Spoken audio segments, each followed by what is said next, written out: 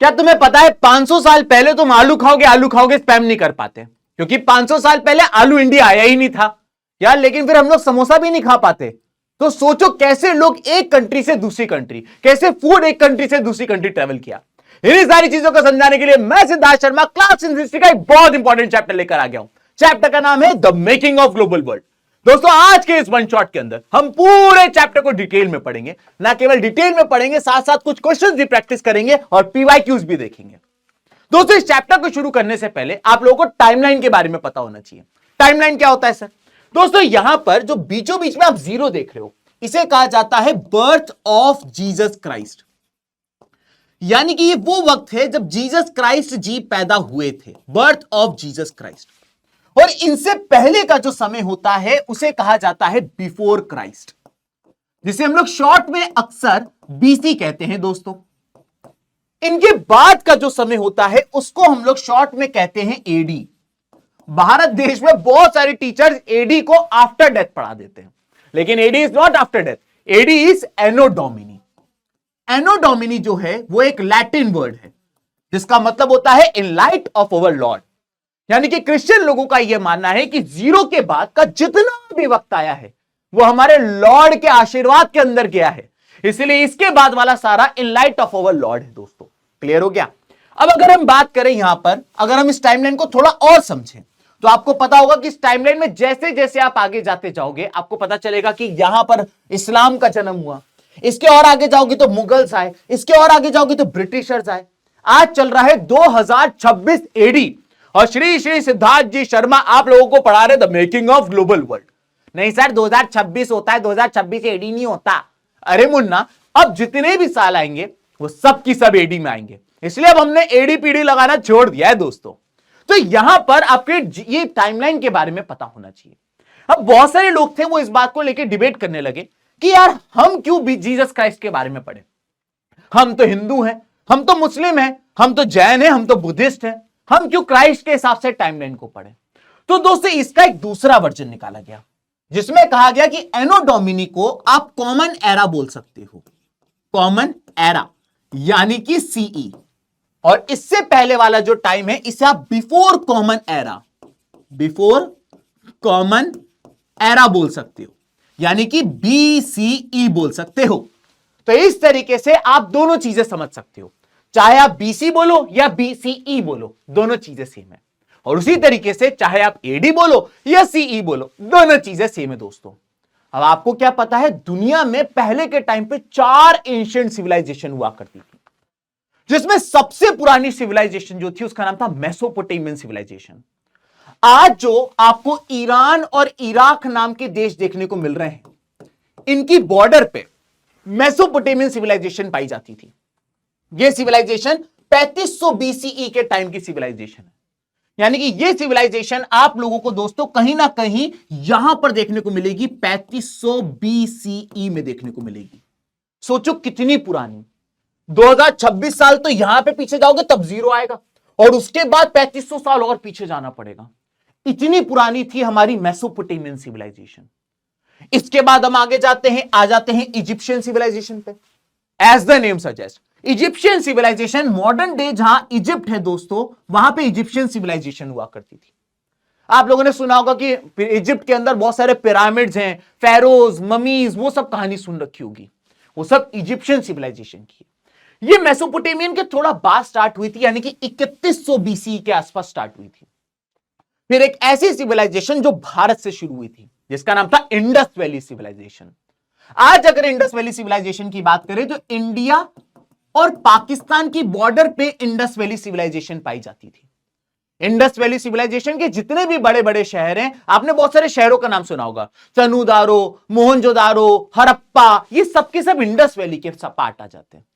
इसमें से ज्यादातर जो शहर हैं वो पाकिस्तान के अंदर पाए जाते हैं। आज भी इंडस वैली की जो रूइंस हैं वो पाकिस्तान में ज्यादा है, इंडिया में कम है। इंडस वैली सिविलाइजेशन 2600 बीसी, यानी कि इन दोनों के कंपैरिजन में थोड़ी सी नहीं है दोस्तों। और last but not the least आती है चाइनीज सिविलाइजेशन। एज द नेम सजेस्ट, चाइनीज सिविलाइजेशन चाइना में स्टार्ट हुई थी, और चाइनीज सिविलाइजेशन लगभग 2000 बीसीई के आसपास स्टार्ट हुई थी। अब मैं आपको यह बताना चाहता हूं कि दुनिया में जितनी भी 4 सिविलाइजेशन आई, माना ये अलग अलग जगह थी, लेकिन क्या आपको पता है ये सारी की सारी सिविलाइजेशन इंटरकनेक्टेड थी। अगर इस वर्ल्ड मैप पे देखें तो यहां पर आपको अफ्रीका देखने को मिलेगा, और अफ्रीका के यहां पर आपको इजिप्ट नाम का देश देखने को मिलेगा, और यहां पर शुरू हुई थी इजिप्शियन सिविलाइजेशन। अगर हम बात करें, यह हो गई हमारी इजिप्शियन सिविलाइजेशन दोस्तों, इजिप्शियन सिविलाइजेशन। थोड़ा सा पीछे चले जाएं तो अगर आप यहां आ जाएं तो आप पाएंगे ईरान और इराक की बॉर्डर पर आपको एक सिविलाइजेशन देखने को मिलेगी, और इस सिविलाइजेशन का नाम है मेसोपोटेमियन सिविलाइजेशन। थोड़ा सा और आगे चले जाते हैं, अगर आप इंडिया और पाकिस्तान की बॉर्डर में देखने को जाएंगे तो यहां पर आपको देखने को मिलेगी इंडस वैली सिविलाइजेशन। और अगर आप थोड़ा सा और आगे चले जाए दोस्तों तो यहां पर आपको देखने को मिलेगी चाइनीज सिविलाइजेशन। अब जैसा कि मैंने बताया कि वर्ल्ड मैप पे ये सारी की सारी सिविलाइजेशन फैली हुई थी, लेकिन ये सारी की सारी सिविलाइजेशन इंटरकनेक्टेड थी। हमारे पास ऐसे सबूत मिले जिससे हमें पता चला है कि ये सब एक दूसरे के बारे में जानते थे, ना केवल जानते थे, ये सब एक दूसरे को विजिट भी किया करते थे। सर आपको कैसे पता? शक्ल से बुढ़े तो दिखते हो लेकिन इतने बुजुर्ग भी नहीं दिखते हो। दरअसल दोस्तों हमारे पास बहुत सारी इंडस वैली की चीजें मेसोपोटामिया में मिली, मेसोपोटामिया की चीजें इजिप्शियन के पास मिली, और इजिप्शियन की चीजें चाइनीज सिविलाइजेशन वालों के पास मिली। तो इससे पता चला कि ना केवल ये एक दूसरे के बारे में जानते थे, ये एक दूसरे से ट्रेड भी किया करते थे। तो सवाल ये उठता है कि लोग उस टाइम से लोग ट्रेवल कर रहे हैं, इतनी उतनी दूर तक ट्रेवल कर रहे हैं, लेकिन ये ट्रेवल क्यों कर रहे हैं? तो यहां पर ये बताया गया है कि travellers, traders, priest and pilgrims travel long distances for various purposes. कई रीजंस के कारण ये ट्रेडर्स, ये ट्रेवलर्स ट्रेवल किया करते थे। उनमें से पहला रीजन है टू गेन नॉलेज, नॉलेज की प्राप्ति के लिए। अरे आज जो आप ऑक्सफोर्ड, हार्वर्ड ये सब नाम सुनते हो ना, ये सब पानी भरते थे हमारे सामने। भारत में एक यूनिवर्सिटी थी जिसका नाम था Nalanda university.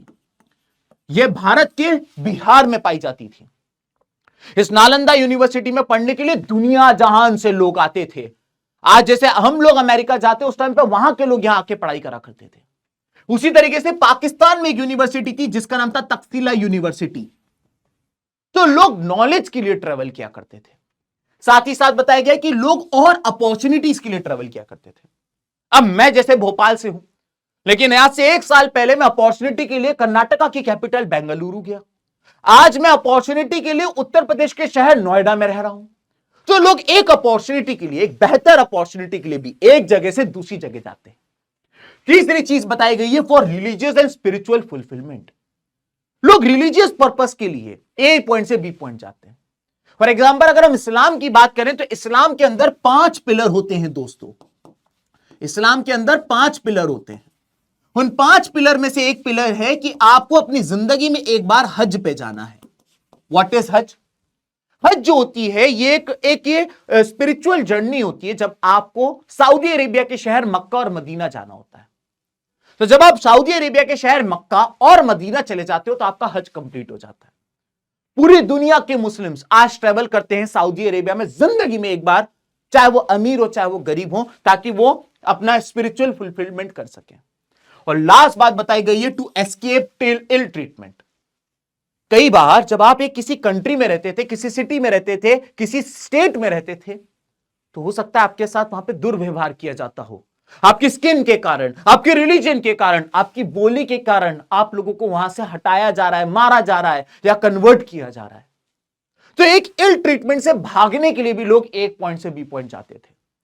For example world war 2 में हिटलर ने ना जाने कितने ज्यूज मार दिए, जिससे भाग के पूरी दुनिया का ज्यूज पोलैंड, जर्मनी यहां से भाग भाग के इजराइल की तरफ भागा। तो लोग इन 4 रीजंस के कारण ए पॉइंट से बी पॉइंट ट्रेवल किया करते थे। लेकिन क्या आप जानते हैं केवल लोग ट्रेवल नहीं किया करते थे, लोगों के साथ साथ गुड्स ट्रेवल किया करते थे, सामान ट्रेवल करता था। जब लोग एक कंट्री से दूसरी कंट्री जाते थे तो अपने साथ अपना सामान लेकर जाते थे, तो इससे नया नया सामान नई नई कंट्रीज में जाने लगा। इसके अलावा लोग अपने आइडियाज लेकर ट्रेवल करने लगे। जब लोग एक कंट्री से दूसरी कंट्री जाते थे तो वहां जाके बोलते थे, अरे तुमको पता है हम लोग अभी भी राजा रानी के रूल में हैं, वहां डेमोक्रेसी आ गई है। तो लोग अपने आइडियाज लेकर ट्रेवल किया करते थे। इसके अलावा लोग इन्वेंशंस लेकर ट्रेवल किया करते थे। आपको पता होगा किस तरीके से 15th सेंचुरी में गुटेनबर्ग ने प्रिंटिंग प्रेस इन्वेंट कर दी थी। अब प्रिंटिंग प्रेस शुरू तो हो गई, लेकिन वो दुनिया जहान में धीमे धीमे करके स्प्रेड होने लगी। किस तरीके से पोर्चुगीज वो प्रिंटिंग प्रेस गोवा में लेकर आए थे। तो जब पोर्चुगीज लोग गोवा आए तो अपने साथ वो इन्वेंशन भी लेकर आए। और last but not the least, किस तरीके से जर्म्स और डिसीजेस भी ट्रेवल किया करती थी। जी हां, जर्म्स और डिसीजेस भी ट्रेवल किया करती थी। आप लोगों ने देखा होगा, आज से कुछ साल पहले एक महामारी फैल गई थी, कोविड-19। ये कोविड-19 कहां से शुरू हुआ? लोग ऐसे कहते हैं चाइना के शहर वुहान से शुरू हुआ, लेकिन देखते ही देखते कोविड-19 दुनिया में फैल गया। पूरी दुनिया को इसने घर बिठा दिया, बंद करके रख दिया।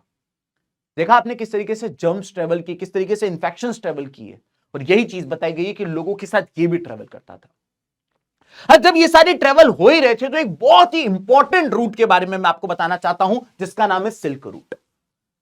दोस्तों, अगर हम सिल्क रूट की बात करें तो सिल्क रूट की शुरुआत कहां से हुई, आइए ये समझते हैं। यूरोप में बहुत एलीट क्लास के लोग रहा करते थे। इनको महंगे महंगे कपड़े पहनने होते थे, इनको शो ऑफ करना होता था। तो इनको किसी ने बता दिया कि भाई चाइना के लोगों के पास एक कपड़ा है जिसे सिल्क कहते हैं। भाई बहुत ही हल्का कपड़ा। भाई एक मैं आपको सिल्क कितना हल्का होता है ये बताने के लिए बताऊं कि एक अंगूठी से आप सिल्क की पूरी साड़ी आराम से निकाल सकते हो। इतना सॉफ्ट कपड़ा होता है सिल्क। तो भाई यूरोप के लोगों को पता चल गया चाइना वालों को सिल्क बनाना आता है।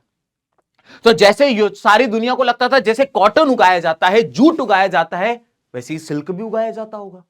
ये लोग गए चाइना, इन्होंने कहा साहब हमें है ना सिल्क कैसे बनाते हो बताओ। चाइना वाले ने कहा ओए ओए हम नहीं बताएंगे, सिल्क चाहिए तो खरीदना पड़ेगा, लेकिन बनाते कैसे वो नहीं बताएंगे। तो यूरोपियंस ने कहा चलो ठीक है, और इस तरीके से चाइना से एक रास्ता शुरू हुआ, जो चाइना से होता हुआ, इंडिया से होता हुआ, सेंट्रल एशिया से होता हुआ यूरोप और नॉर्दर्न अफ्रीका की तरफ जाने लगा। और ये जो रास्ता, इस रास्ते से सिल्क ट्रेवल करने लगा, इसलिए इस रास्ते का नाम था सिल्क रूट। अब जब सिल्क रूट से ट्रेवलर चाइना से सिल्क लेकर आते थे, तो जब वो इंडिया आते थे तो इंडिया में देखा, और इंडिया में तो चाय उग रही है, कॉफी उग रही है, मसाले हैं, काली मिर्च है, तो ये लोग इंडिया से ये सब भी ले लेते थे। फिर जब ये सेंट्रल एशिया जाते थे तो वहां से इनको पॉटरी मिल जाती थी, ग्लास मिल जाता था, ये वो भी ले लेते थे। और फिर यहां से होते हुए यूरोप के लोगों को, नॉर्दर्न अफ्रीका के लोगों को ये सारी चीजें जा जाके बेचते थे। यानी कि सिल्क रूट के बहाने किस तरीके से एशिया से यूरोप और अफ्रीका में ट्रेड होता था। सर ट्रेड में ना टू वे होता है, यहां पे सिर्फ सामान जा रहे हैं, कुछ आ नहीं रहा है। बिल्कुल आ रहा था, हमारे वहां से सिल्क, चाय, मसाले, पॉटरी, ग्लास जाता था, तो वहां से गोल्ड, सिल्वर वापस आता था। और यही चीज आप लोगों को यहां बताई गई है। अब सिल्क रूट के रास्ते केवल ये सारी चीजें ट्रेवल नहीं कर रही थी, यहां पे बताया गया है कि सिल्क रूट के रास्ते किस तरीके से क्रिश्चियन मिशनरीज भी यूरोप से एशिया की तरफ आए, और इनका केवल एक ही काम था, ये चाहते थे कि इनका रिलीजन भी और ज्यादा लोग अपनाएं और इनका रिलीजन भी बड़ा हो जाए। जिस तरीके से यूरोप से क्रिश्चियन मिशनरीज आए, उसी तरीके से मुस्लिम प्रीचर्स जो थे वो सऊदी अरेबिया से पूरी दुनिया की तरफ फैले, और इस तरीके से इस्लाम फैला पूरी दुनिया में। और उसी तरीके से बुद्धिस्ट मॉन्क, शायद आपको पता होगा कि बुद्धिस्ट रिलीजन जो है वो इंडिया के स्टेट पटना से स्टार्ट हुआ था, और हमने प्रिंट कल्चर में पढ़ा कि किस तरीके से वो पटना से पहले चाइना, चाइना के बाद वो जापान, और जापान के बाद वो कोरिया, और फिर धीमे धीमे करके पूरी दुनिया में फैल गया।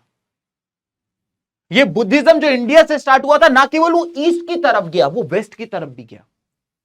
क्या आपको पता है बुद्धा का दुनिया का सबसे ऊंचा स्टैंडिंग स्टैच्यू बामियान में है, अफगानिस्तान में। जब तालिबान अफगानिस्तान में कब्जा किया तो तालिबान ने 2 दिन लगातार गोली चला के पहाड़ को काट के जो बुद्धा का स्टैच्यू बनाया गया था उसको तोड़ फोड़ दिया, जबकि वो एक यूनेस्को वर्ल्ड हेरिटेज साइट थी। तो यहां पे बताया गया है कि किस तरीके से सिल्क रूट के माध्यम से केवल चीजों का आदान प्रदान नहीं हो रहा था, रिलीजन भी स्प्रेड हो रहा था, कल्चर भी स्प्रेड हो रहा था। ठीक है सर, सिल्क रूट तो हमें समझ में आ गया। तभी एक अंकल थे जिनका नाम था क्रिस्टोफर कोलंबस। क्रिस्टोफर कोलंबस जो थे ये इटली के थे, ठीक है। और क्रिस्टोफर कोलंबस से पहले क्या होता था, सबको इंडिया जाना रहता था। सबको पता था India is a golden bird, India में अनाप शनाप पैसा है, इंडिया के पास भयंकर वेल्थ थे, हर कोई इंडिया जाना चाहता था। अब इंडिया जाने के दोस्तों दो तरीके थे। पहला तरीका था कि ये नॉर्थ अटलांटिक ओशन है, ये साउथ अटलांटिक ओशन है, ठीक है, और यहां आ जाओ तो इंडियन ओशन है। तो पहला तरीका ये होता था कि आप यूरोप से निकलिए, नॉर्थ अटलांटिक, साउथ अटलांटिक, पूरा यूरोप क्रॉप करिए, केप ऑफ गुड होप से होते हुए आप इंडिया जाइए। लेकिन इसमें दो प्रॉब्लम थी। पहली प्रॉब्लम यह थी कि इतना बड़ा रूट हुआ करता था कि महीनों लग जाते थे वहां से वहां जाने में। ऊपर से जब आप समुद्र के रास्ते जाते हो, समुद्र कभी भी शांत नहीं रहता है, कभी भी समुद्र में बड़ी बड़ी लहरें आती थी, और इतने बड़े रास्ते में कब आपके साथ कोई बड़ा हादसा हो जाए, यू नेवर नो। तो वही दूसरा तरीका था दोस्तों, एक तरीका और था कि आप यहां से जमीन के रास्ते इंडिया जाइए।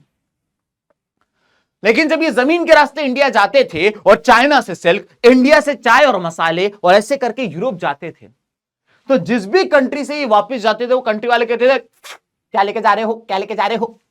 तो उन्होंने कहा साहब ये लेके जा रहे हैं। उन्होंने कहा हमारी कंट्री से जा रहे हो तो टोल टैक्स लगेगा भिड़ू। और इन लोगों ने जो भी ये माल लेकर जाते थे उसका बहुत बड़ा हिस्सा ये लोग रख लिया करते थे। फॉर एग्जाम्पल टर्की वाले, सऊदी अरेबिया वाले, ईरान, इराक वाले, कि हमारी जमीन से निकलोगे तो हमें थोड़ा थोड़ा सा तुम्हें देना ही पड़ेगा। तो ये बताया गया था कि दो प्रॉब्लम थी। क्रिस्टोफर कोलंबस ने कहा यार तुम कैसी बातें करते हो, फिजिक्स पढ़ी है मैंने रक्षक सर से, मैं उनका पिजन हूं। तो उन्होंने कहा कि दुनिया गोल होती है, अगर मैं भारत ऐसे नहीं जा सकता, ऐसे नहीं जा सकता, तो क्यों ना मैं भारत दोस्तों ऐसे जाऊं। अगर मैं ऐसे जाऊंगा तो मैं यहां से निकलूंगा तो गोल घूम के भी तो मैं भारत जा सकता हूं। अब इनको नहीं पता था कि अगर ये ऐसे जाएंगे तो आगे दो कॉन्टिनेंट है, ये वहां पहुंच जाएंगे। भाई क्रिस्टोफर कोलंबस अपनी शिप में बैठे और शिप में बैठ के सीधे पहुंच गए। ये जैसे ही वहां पहुंचे तो इनको लोग दिखे, इन्होंने कहा अरे वाह जमीन मिल गई, हालेलुया। इन्होंने कहा बस तुम इंडियन हो। तो वहां के जो लोग थे उन्होंने कहा हुला लाला हु, हम इंडियन नहीं है।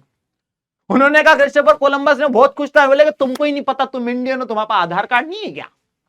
उन्होंने कहा हुला लाला हूं, हम नहीं है इंडियन। अब भैया कुछ दिनों तक तो क्रिस्टोफर कोलंबस इसी खुशी में रहा, इंडिया आ गए, इंडिया आ गए। लेकिन देखते ही देखते इसको पता चला कि मैं तो गलत आ गया। अब ये गाना गा रहा है, छन से जो टूटे कोई सपना, जाना था इंडिया पहुंच गए वहां। तो बोले अब क्या करें। अब जैसा कि आपको पता है कि वर्ल्ड मैप की अगर हम बात करें दोस्तों, तो ऊपर की तरफ आता है नॉर्थ, नीचे की तरफ आता है साउथ, इधर की तरफ आता है वेस्ट, और उधर की तरफ आता है ईस्ट। तो अगर ये इंडिया नहीं पहुंचे तो क्या पहुंचे। तो इसने कह दिया इस इलाके का नाम फिर हम रख देते हैं वेस्ट इंडिया, वेस्ट इंडीज। और यहां के लोगों को वेस्ट इंडीज बोल दिया गया। आज आप लोगों ने बहुत ही फेमस क्रिकेट टीम का नाम सुना होगा, वेस्ट इंडीज, इसलिए उनको वेस्ट इंडीज कहा जाता है। अब ये क्रिस्टोफर कोलंबस एक कोने में बैठ के रो रहे थे, छन से टूटे कोई सपना। वहां के लोगों ने इनके मुंह में आलू भर दिया, ये ले। उनने आलू निकाला, उनके मुंह में टमाटर भर दिया, ये ले। उनने टमाटर निकाला, उनके मुंह में चिली भर दी, ये ले। क्रिस्टोफर कोलंबस ने कहा ये क्या है।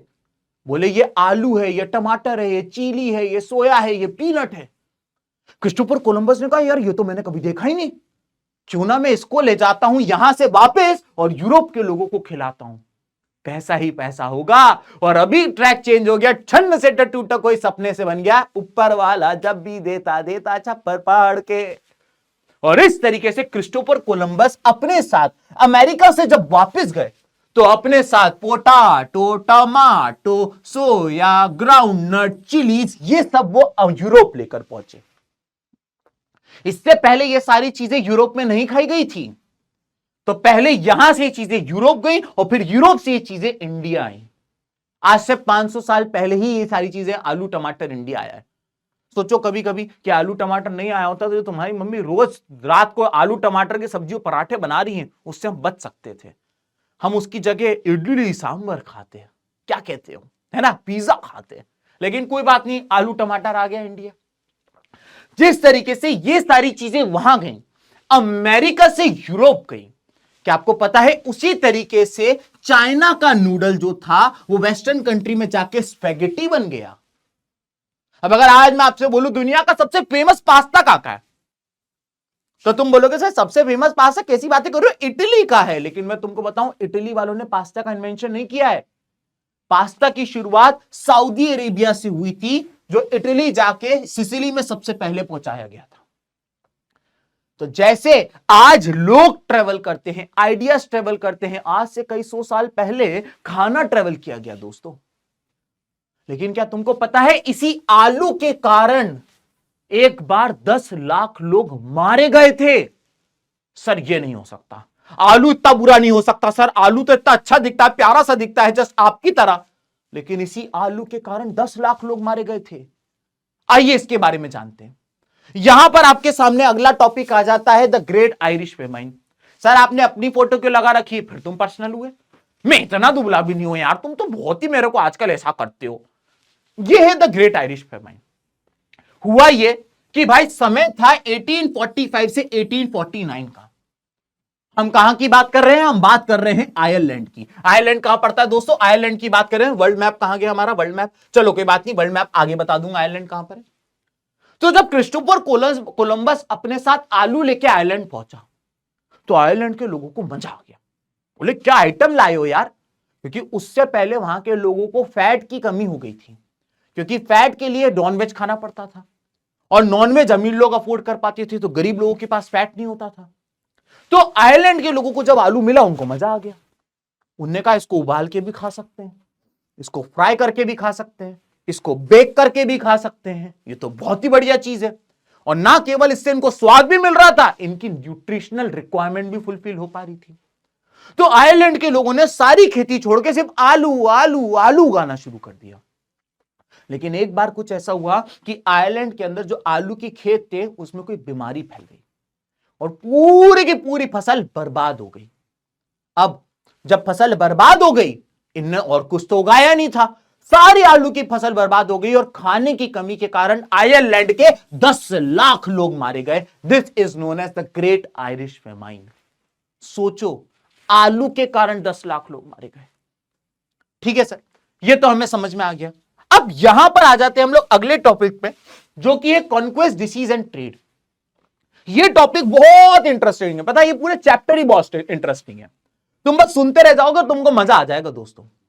दरअसल हुआ यह था कि जो यूरोपियंस थे, आज जो तुम यूरोप को देख रहे हो, हमेशा से यूरोप ऐसा नहीं था। एक टाइम ऐसा था जब यूरोप बहुत गरीब कंट्री हुआ करता था। तो यूरोप के लोगों ने सोचा कि चलो कहीं बाहर चलते हैं, कहीं बाहर जाते हैं, किसी और देश पे कब्जा करते हैं, उनका सोना चांदी चमनप्राश लूट लेंगे और रातों ही रात पैसे वाले हो जाएंगे। तो इसीलिए यूरोपियंस ने क्या करा, अपने यूरोप से निकले और पहले ये लोग गए एशिया और फिर ये लोग गए अमेरिका। 16th सेंचुरी में इन लोगों ने एशिया और अमेरिका को डिस्कवर किया। तो जब ये लोग अमेरिका पहुंचे, तो वहां पे इनको कुछ देश मिले। मैं अमेरिका में भी देखो, अमेरिका दो होते हैं दोस्तों, एक होता है नॉर्थ अमेरिका और एक होता है साउथ अमेरिका। नॉर्थ अमेरिका में ऊपर कनाडा है, बीच में यूएसए है, लास्ट में मैक्सिको है, मैक्सिको। साउथ अमेरिका में बहुत सारे देश हैं, जहां पे आपको ब्राजील देखने को मिल जाएगा, अर्जेंटीना देखने को मिल जाएगा, चिले, पेरू, वेनेजुएला, कोलंबिया, बहुत देश देखने को मिल जाएंगे। तो मैं आपको बात कर रहा हूं साउथ अमेरिका की। जब ये साउथ अमेरिका पहुंचे, तो इन्होंने देखा कि यहां पे पेरू, मैक्सिको और बाकी के जो आसपास के देश हैं, यहां पे इनको बहुत सारा सोना और चांदी मिलने लगा। अब जो यूरोप से आता साउथ अमेरिका, अपने साथ बहुत सारा सोना चांदी ले जाता। लोग उससे बोलते यार तुम इतने अमीर कैसे हो रहे हो? बोले साउथ अमेरिका ब्रो, बहुत सारा सोना चांदी है, बहुत सारा। ऐसे धीमे धीमे करके किसी ने ये अफवाह फैला दी कि वहां पे एल डोराडो नाम का एक कंट्री है, एक शहर है, जो किसी को नहीं मिला है अभी तक। लेकिन कहते हैं वो पूरा सोने का बना है, पहाड़ सोने के, नदियां सोने की, सब कुछ सोने का है। ऐसे करके एक पागलपन सा शुरू हो गया, हर कोई अमेरिकी साउथ अमेरिका जाता था एल डोराडो ढूंढने के लिए। अब आप बोलोगे कि सर ये यूरोप वाले आए, साउथ अमेरिका पहुंचे, इनका सोना चांदी लूटा और चले गए, साउथ अमेरिका वालों ने कुछ किया नहीं। दरअसल किया। शुरुआत में साउथ अमेरिका वाले जो थे वो खूब लड़े, लेकिन फिर यूरोपियन ने एक ऐसी चीज निकाल दी जिसका साउथ अमेरिका वालों के पास सबूत जवाब नहीं था। दरअसल यूरोप वाले अपने साथ स्मॉल पॉक्स लेकर आए। स्मॉल पॉक्स एक वायरल डिसीज थी जो आज से कुछ साल पहले यूरोप के लोगों को लग चुकी थी। अब इतनी तो बायो तुमको पढ़ाई है, पूकी मैडम से पढ़ा है तुम लोगों ने, कि अगर कोई बीमारी आती है तो आपकी बॉडी के व्हाइट ब्लड सेल जो होते हैं वो उसके खिलाफ इम्यूनिटी बनाना शुरू करते हैं। और शुरुआत में तो आप बीमार पड़ जाओगे, लेकिन थोड़े टाइम बाद आपकी बॉडी में इम्यूनिटी आ जाती है, फिर आप उससे बीमार नहीं पड़ते हो। तो यूरोपियंस की बॉडी में स्मॉल पॉक्स की इम्यूनिटी आ चुकी थी क्योंकि ये लोग पहले बीमार पड़ चुके थे। लेकिन अब अगर हम बात करें तो ये साउथ अमेरिका के लोगों ने कभी स्मॉल पॉक्स नहीं देखा था। स्मॉल पॉक्स में पता है क्या होता है? पूरे शरीर में खूब सारे छोटे छोटे छोटे छोटे दाने हो जाते हैं। इमेजिन करिए, पूरा चेहरा दानों से भरा, पूरा हाथ दानों से भरा, पूरा शरीर दानों से भरा, और खुजली होती है। तो ये यूरोपियंस अपने साथ एक स्मॉल पॉक्स का पेशेंट लेकर आए और इन्होंने उसको साउथ अमेरिका में छोड़ दिया। अब साउथ अमेरिकी लोग इससे लड़ने जाएं तो उनको स्मॉल पॉक्स, क्योंकि कम्युनिकेबल डिसीज होती थी, इनको भी स्मॉल पॉक्स हो जाए और ये मरने लगे। तब लोगों ने कहा कि भैया छोड़ो छोड़ो, इनसे लड़ना छोड़ो, सब अपने अपने घर में घुस गए और इन यूरोपियन ने खुले आम दिन दहाड़े साउथ अमेरिका में चोरियां शुरू करी। आज जो ये यूरोपियंस, ये ब्रिटिशर्स, ये लोग जो अपने आप को बहुत इलीट समझते हैं ना, कि अरे हम देखो कितने डेवलप्ड है, कितना साफ कंट्री है, कितना बढ़िया रिसोर्सेज हैं, हम कितने पढ़े लिखे हैं, इनके ये कर्मकांड इतिहास की किताबों में बताए जाते हैं। तो ये लोग वहां गए और इन लोगों ने वहां से ना केवल ये सोना चांदी च्यवनप्राश लेकर आए, वहां से कई सारे लोगों को भी ये पकड़ के लाए जिनको ये अपने वहां कॉटन और शुगर प्लांटेशंस के अंदर लेबर का काम दिया करते थे। तो ना केवल उनके लोगों को लूटा, उनके लोगों को उठा के गुलाम भी बना दिया इन लोगों ने। क्लियर हो गया सर? अब मैं आप लोगों को एक चीज बताना चाहता हूं। अगर आप सीबीएसई बोर्ड्स 2026 की तैयारी कर रहे हो तो मैं आपको बताना चाहता हूं, this was the last topic आपकी एनसीईआरटी में 1, 1.1, 1.2, 1.3, बस केवल ये 3 टॉपिक इस चैप्टर से आने वाले हैं। लेकिन अगर आप स्टेट बोर्ड में हो या अगर आप कॉम्पिटिटिव एग्जाम की तैयारी कर रहे हो तो आपको इसके आगे का भी पढ़ना होगा। तो अगर आप सीबीएसई बोर्ड 2010 की तैयारी कर रहे हो, सीबीएसई क्लास 10th की तैयारी कर रहे हो, तो आपको यहीं तक देखना था दोस्तों। लेकिन अगर आगे देखोगे तो मुझे तो अच्छा लगेगा यार, बहुत ही बढ़िया अच्छी अच्छी कहानियां हैं आगे तो, ठीक है। तो दोस्तों इसके बाद क्या हुआ, अब हम बात करते हैं 19th सेंचुरी की। जब हम 19th सेंचुरी की बात करते हैं दोस्तों, तो 19 का मतलब होता है 19 में से 1 माइनस कर दो, यानी कि 1800 से लगेगा 1899 पापा। तो 1800 से 1899 के बीच में कई सारे चेंजेस हुए। यहां पे बताया गया टोटल 4 तरीके के चेंजेस हुए। पहला, सोशल चेंजेस, सोसाइटी चेंज हुई। जहां पहले हमारी सोसाइटी एक पेट्रियार्कल सोसाइटी थी, मेल डोमिनेटेड सोसाइटी थी, मेल्स की चलती थी, फीमेल्स को घर में रखा जाता था। अब फीमेल राइट्स की बात होने लगी, फेमिनिस्ट मूवमेंट्स होने लगे। इसके अलावा बताया गया पॉलिटिकल चेंजेस आए। जहां पहले दुनिया में 90% कंट्रीज में मोनार्की यानी किसी राजा यानी किसी रानी का राज हुआ करता था, अब वहां डेमोक्रेसी आने लगी थी 19th सेंचुरी में। किस तरीके से कल्चरल चेंज आए, जब दुनिया खुली, जब लोग ट्रैवल करने लगे तो वो अपने साथ अपना कल्चर, अपना ट्रेडिशन, अपना फेस्टिवल, अपना फूड लेके जाने लगे।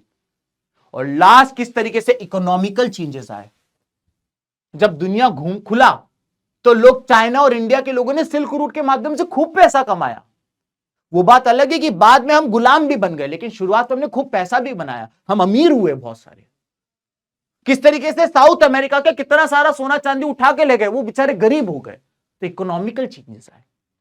ऐसे इकोनॉमिस्ट कहते हैं कि भाई इस दौरान 3 तरीके की चीजों का फ्लो हुआ है, ऐसा इकोनॉमिस्ट कहते हैं। सर कौन कौन सी चीजों का फ्लो हुआ है? तो इकोनॉमिस्ट लोगों ने कहा सबसे पहले हुआ flow of trade. 19th century में ट्रेड का फ्लो हुआ, यूरोपियन कंट्रीज से एशियन कंट्रीज से यूरोपियन कंट्रीज के बीच में व्यापार होने लगा। इसके अलावा बताया गया है फ्लो ऑफ लेबर हुआ। ये जो यूरोपियन देश थे, इन्होंने दुनिया पे अपनी कॉलोनी बना रखी थी और इन कॉलोनीज में काम करने के लिए इनको लोग चाहिए थे, जो इंडिया, पाकिस्तान, बांग्लादेश, श्रीलंका जैसे देशों से ये लोग ले जाते थे। तो लेबर का फ्लो होने लगा।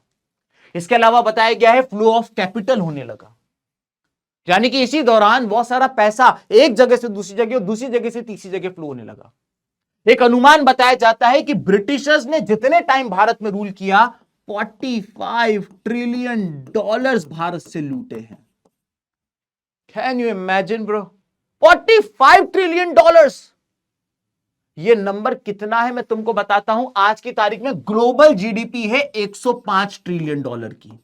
105 ट्रिलियन डॉलर की ग्लोबल जीडीपी है, पूरी दुनिया की जीडीपी। यानी आज पूरी दुनिया की टोटल जीडीपी जो है सालाना, उसका आधा ब्रिटिशर्स लूट के ले गए। तो ये पैसों का फ्लो हुआ, ये बताया गया है यहां पे, ठीक है। अब एक बहुत ही तगड़ी कहानी आ जाती है आगे, जो कि है कॉर्न लॉज। अगर आप स्टेट बोर्ड में हो तो आपको कॉर्न लॉज से क्वेश्चन आएगा, मैं आपको लिख के दे देता हूं, ठीक है। कॉर्न लॉज क्या हुआ, आइए इसको समझते हैं। कॉर्न का मतलब होता है भुट्टा। हम लोग बारिश के मौसम में भुट्टा खाते हैं ना, वो होता है कॉर्न। तो दरअसल हुआ क्या कि ये कहानी है यूनाइटेड किंगडम की। ये कहानी है दोस्तों यूनाइटेड किंगडम की, जिसे हम शॉर्ट में यूके कहते हैं, यूके कहते हैं। अब अगर किसी भी देश के नाम में यूनाइटेड लग जाए तो समझ जाएगा वो अकेला देश नहीं, वो कई सारे देशों का ग्रुप है। United states of America 50 states का ग्रुप है। United Arab Emirates UAE 7 states का ग्रुप है। ऑस्ट्रेलिया में यूनाइटेड नहीं आता, लेकिन वो भी 6 कंट्रीज का ग्रुप है। तो आपको बताया गया है किसी भी कंट्री के नाम पे यूनाइटेड आ जाए तो समझ जाइए वो कई सारी कंट्रीज का ग्रुप है। यूनाइटेड किंगडम 4 कंट्रीज का ग्रुप है। आइए मैं आप लोगों को बता देता हूं। सबसे पहले आता है नॉर्दर्न आयरलैंड, हम लोगों ने पढ़ रखा है। इसके बाद आ जाता है आपका स्कॉटलैंड, इसके बाद आ जाता है आपका इंग्लैंड, और इसके बाद आ जाता है दोस्तों आपका वेल्स। तो ये 4 कंट्रीज मिलकर एक देश बनाते हैं जिसका नाम है यूनाइटेड किंगडम। अब यूनाइटेड किंगडम में क्या हुआ, बहुत ही हाई पॉपुलेशन बढ़ गई एकदम से, बहुत सारे लोग आ गए, कई सारे लोग आ गए।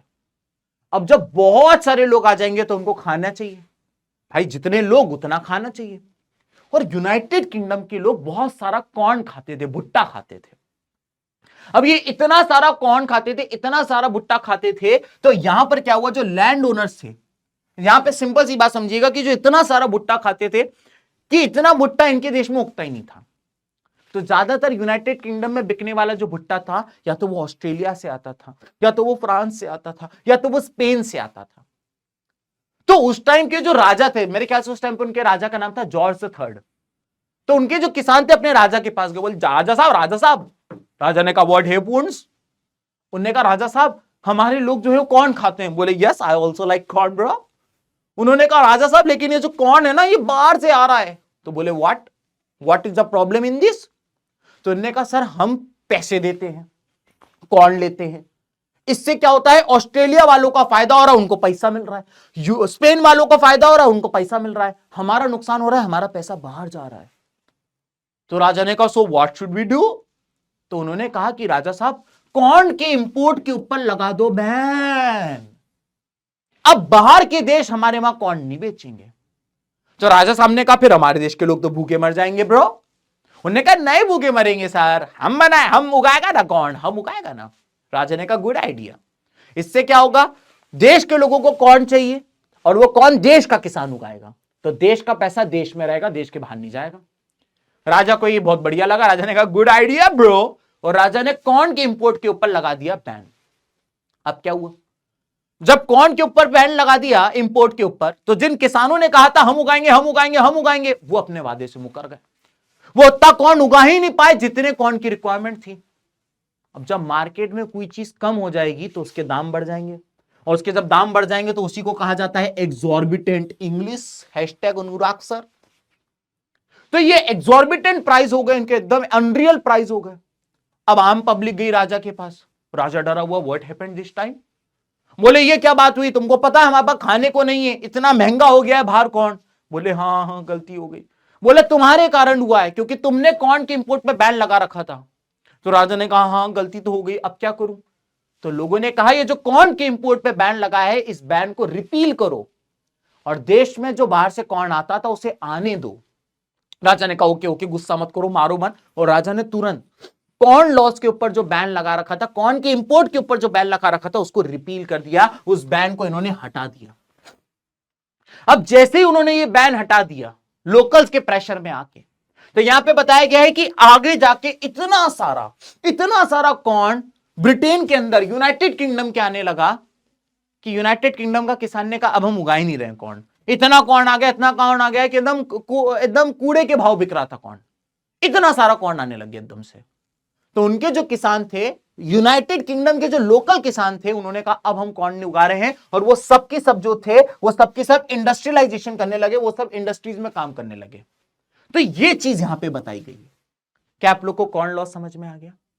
अब कॉर्न लॉस के इफेक्ट क्या थे? What was the effect of abolition of corn loss? जैसे ही कॉर्न लॉस को अबॉलिश किया गया, यानी कि कॉर्न का इंपोर्ट पे जो बैन लगा हुआ था, जैसे ही वो बैन हटाया, उससे क्या क्या इंपैक्ट आया, आइए वो समझाता हूं। तो सबसे पहली चीज यहां पे ये बताइए कि भाई जैसे ही बैन हटा तो सारी कंट्रीज को पता चल गया, अबे यूके से बैन हट गया है, चलो अब कॉर्न उगाएंगे और यूके को देंगे, कॉर्न उगाएंगे और यूके को देंगे। तो भाई साहब यहां पे बताया गया है कि रशिया, अमेरिका, ऑस्ट्रेलिया के लोगों ने अपनी बहुत सारी जमीन खाली कर दी और सब कॉर्न उगाने लगे। क्यों? क्योंकि यूके वालों ने बैन हटा दिया है, सबने अपने जंगल खाली किए और उस पर कॉर्न उगाया और यूके के लोगों को जा जाके बेचा। अब इतना सारा कॉर्न यूके में आ रहा था, तो उसके लिए यूके के लोगों ने क्या किया, कई सारी रेलवे लाइंस और नए हार्बर्स बनाए, ताकि जो ये बाहर के देश से कॉर्न आ रहा है वो अपने देश में मूव करा सके, ट्रांसपोर्ट करा सके। और तीसरी बात कि इतना ज्यादा कॉर्न आ गया, इतना ज्यादा कॉर्न आ गया कि जो यूके के लोकल लोग थे, जो किसान थे वहां के, उन्होंने कॉर्न की खेती छोड़ी और उन्होंने इंडस्ट्रीज में जाके वर्कर की नौकरी करना शुरू कर दी। तो इससे एक तरीके से यूके का फायदा भी हुआ। वहां का किसान जो पहले खेती करता था, अब वो इंडस्ट्रीज में जाके काम करने लगा, तो वहां पे इंडस्ट्रियलाइजेशन को और बूम मिला और बूस्ट मिला। तो these were the effects of abolition of corn loss. दोस्तों यहां तक क्लियर हो गया? अब मैं आपको बताना चाहता हूं कि भाई what was the role of technology at that time. टेक्नोलॉजिया, इसका क्या फायदा था? एक सिंपल सा एग्जांपल देता हूं मैं तुम लोग को, ध्यान से सुनना। सबसे पहली चीज यह बताई गई है कि इसी टाइम पे रेलवेज का इन्वेंशन हुआ, स्टीम से चलने वाली शिप्स का इन्वेंशन हुआ, टेलीग्राफ का इन्वेंशन हुआ, जिसने एक बहुत ही ग्रेट इंपैक्ट डाला था। दोस्तों यहां पे यह बताया गया है कि एक चीज बताता हूं, ध्यान से सुनना। अगर आप वर्ल्ड मैप को ध्यान से देखें तो यहां पर आपको ऑस्ट्रेलिया देखने को मिलेगा, और ऑस्ट्रेलिया के नीचे चले जाएं तो यहां पर आपको न्यूजीलैंड देखने को मिलेगा। ऊपर चले जाओगे, जापान अपान क्रॉस करके चले जाओगे तो तुमको यहां पे यूएसए देखने को मिलेगा, और तुम अगर और क्रॉस करके चले जाओगे तो और आगे तुमको यूरोप देखने को मिलेगा। तो एक टाइम ऐसा था कि यूरोप में आ रहा सारा मीट, सारा जो मीट खाया जाता था, गोट का मीट खाया जाता था, वो सारा की सारा मीट दोस्तों न्यूजीलैंड और ऑस्ट्रेलिया से आया करता था, यूएसए में और यूरोप में सारा मीट यहां से आता था। ठीक है साहब, मीट आता था, आपकी बात हम समझ गए। अब यहां पे ये बताया गया है कि जो ये मीट आता था ये बहुत महंगा होता था। पूछो क्यों? अब एक शिप है, शिप में क्या किया जाता था, कई सारी बकरी, बफेलो, काऊ, जिसका मीट खाया जाता था सबको खड़ा कर दिया जाता था। अब सारी बकरी, बफेलो, काऊ बैठी हुई हैं, शिप चल रहा है, इस शिप को यहां से वहां तक जाने में 2 महीने लग गए। 2 महीने बाद वहां से उतरा, अब इस शिप में ज्यादा से ज्यादा कितनी काऊ, कितनी बफेलो, कितनी गोट आ गई होगी? जितनी भी आई होगी इतनी तो नहीं होगी कि पूरा अमेरिका का आदमी खा ले, पूरा यूरोप का आदमी खा ले, जिसके कारण इसकी सप्लाई कम होने के कारण इसके प्राइसेस बहुत ज्यादा थे।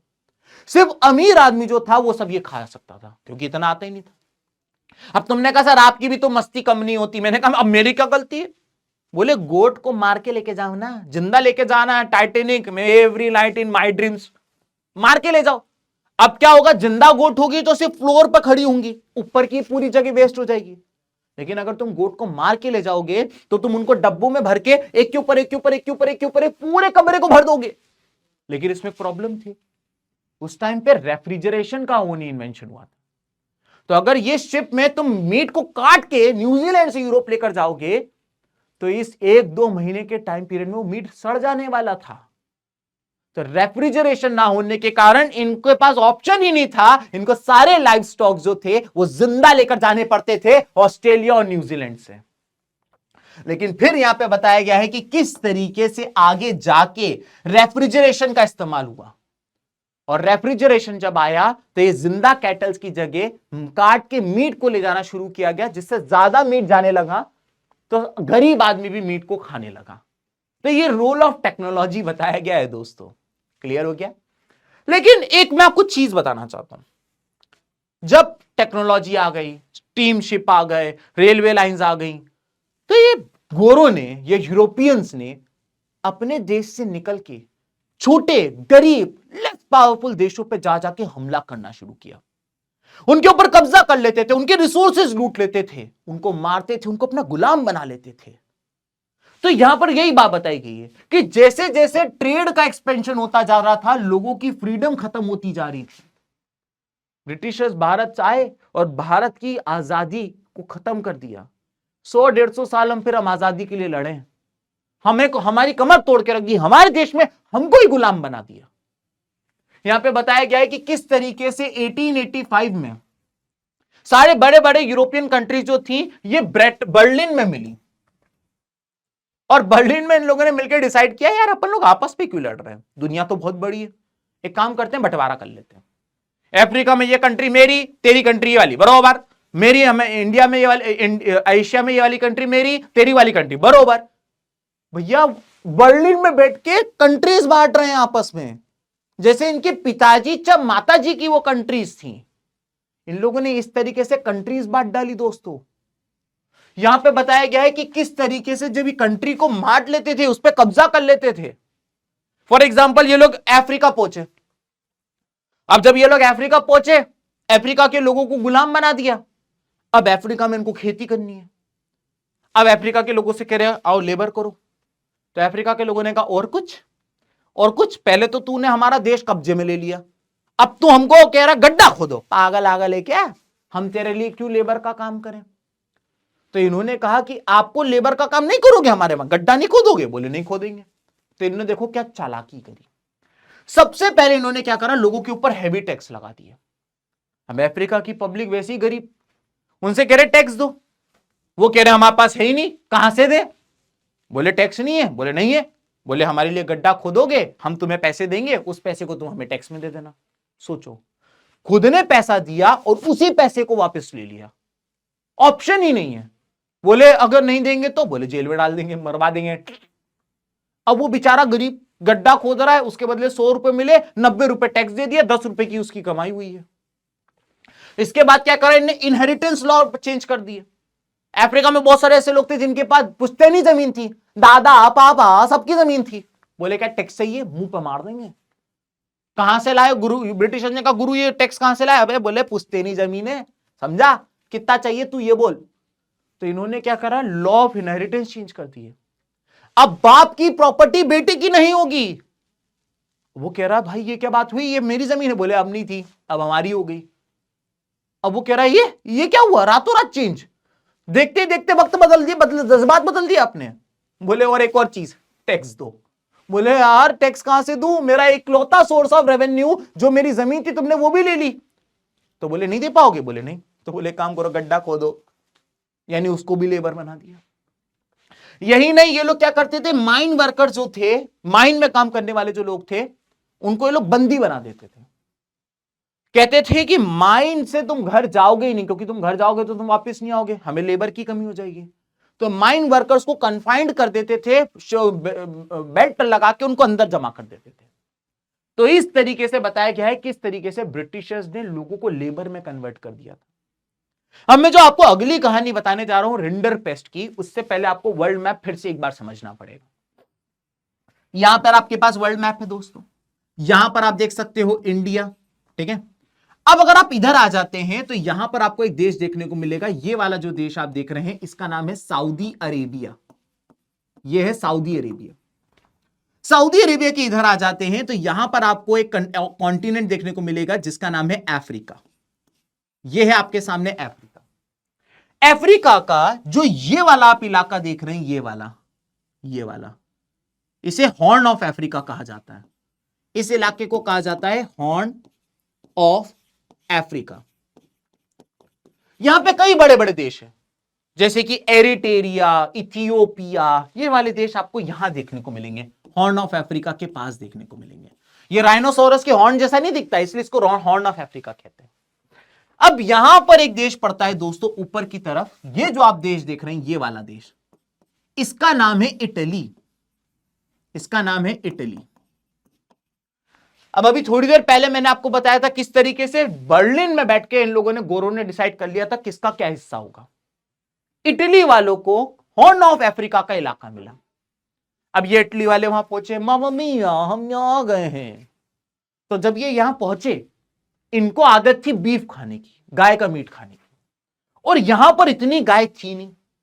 तो इन लोगों ने क्या किया दोस्तों, इन लोगों ने यह किया कि इंडिया से और एशिया के बाकी इलाकों से कई सारी कैटल लेकर यहां लेकर आ गए ये लोग।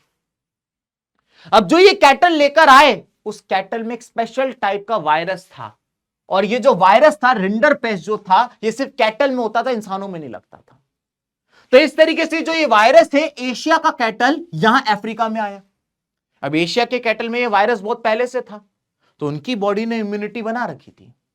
लेकिन जब ये एशिया का कैटल अफ्रीका गया, तो अफ्रीका की कैटल के अंदर ये इम्यूनिटी नहीं थी। देखते ही देखते अफ्रीका के जो कैटल्स थे उनमें वो बीमारी आने लगी, रिंडरपेस्ट करके।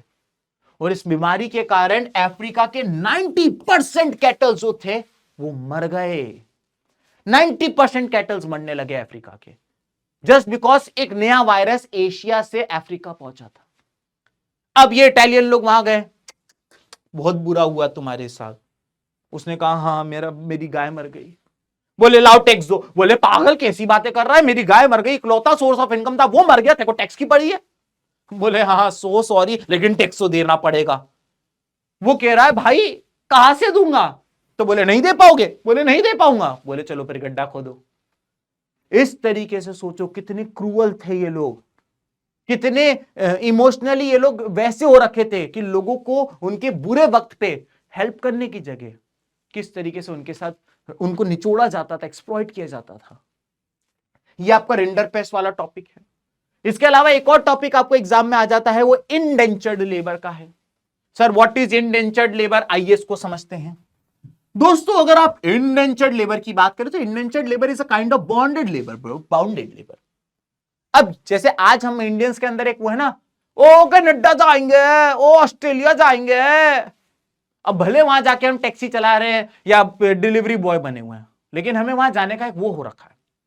उसी तरीके से उस टाइम पे ये यूरोपियन कंट्रीज जो होती थी, ये जिस कंट्री को गुलाम बनाती थी, वहां के लोगों को एक ऑफर देती थी।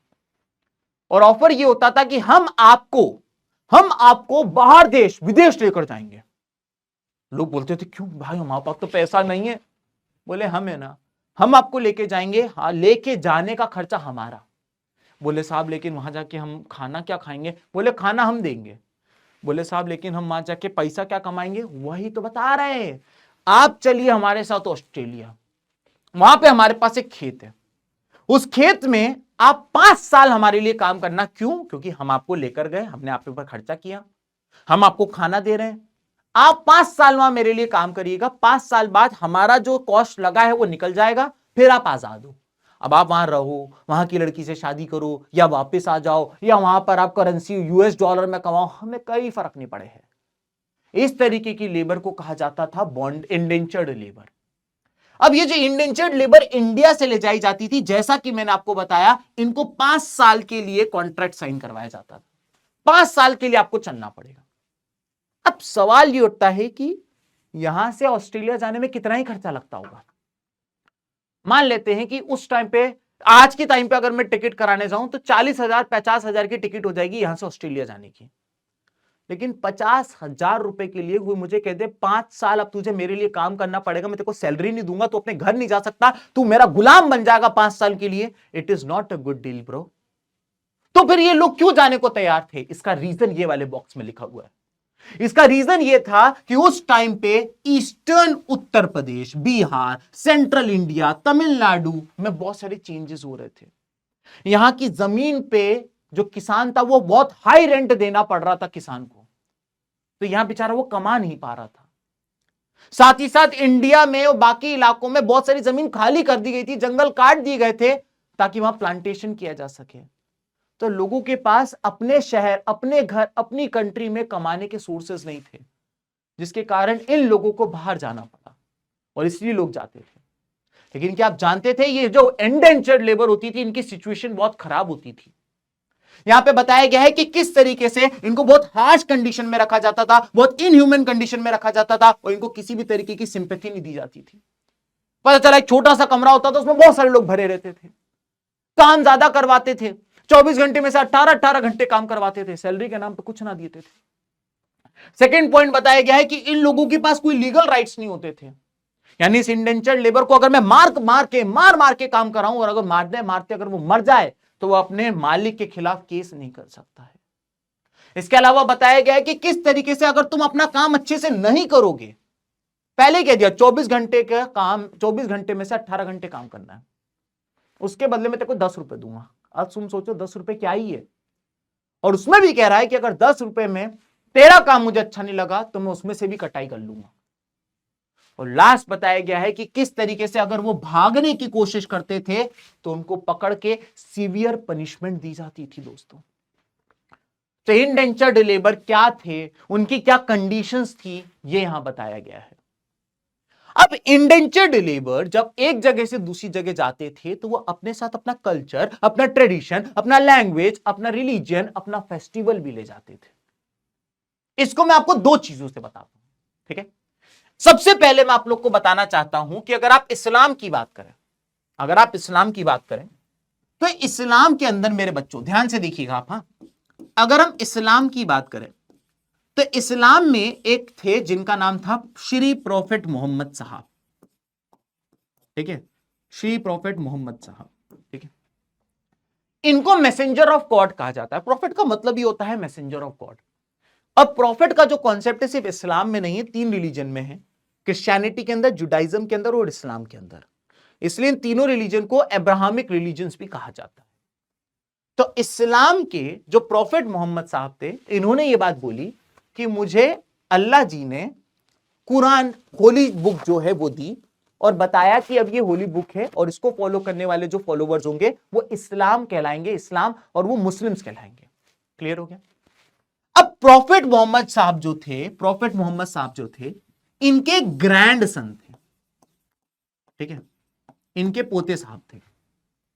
बहुत पुरानी बात बता रहा हूं, उनका नाम था हुसैन, ठीक है। अब इंडिया में हुसैन की स्पेलिंग हम अलग लिखते हैं, HUSSAIN, लेकिन सही स्पेलिंग अगर आप इंटरनेट पे देखने जाए तो ये होती है। तो ये जो हुसैन साहब थे, दरअसल हुआ ये था दोस्तों, इराक में एक जगह है करबला, इराक में एक जगह है करबला, और वहां पे एक आदमी के पास पावर थी, उस आदमी का नाम था याजिद। याजिद, अब याजिद भी मुस्लिम थे और हुसैन साहब भी मुस्लिम थे, लेकिन हुसैन साहब इनको करप्ट कहते थे। इनकी कुछ चीजें थी, जैसे ये अपने लोगों को हरेस करते थे, मोलेस्ट करते थे। तो हुसैन साहब ने क्या किया, याजिद साहब के साथ एक बैटल करी इराक के शहर करबला में, जिसमें हुसैन साहब जो थे वो शहीद हो गए। अब जब हुसैन साहब शहीद हो गए तो इससे क्या हुआ, इस्लाम में 2 ग्रुप बन गए।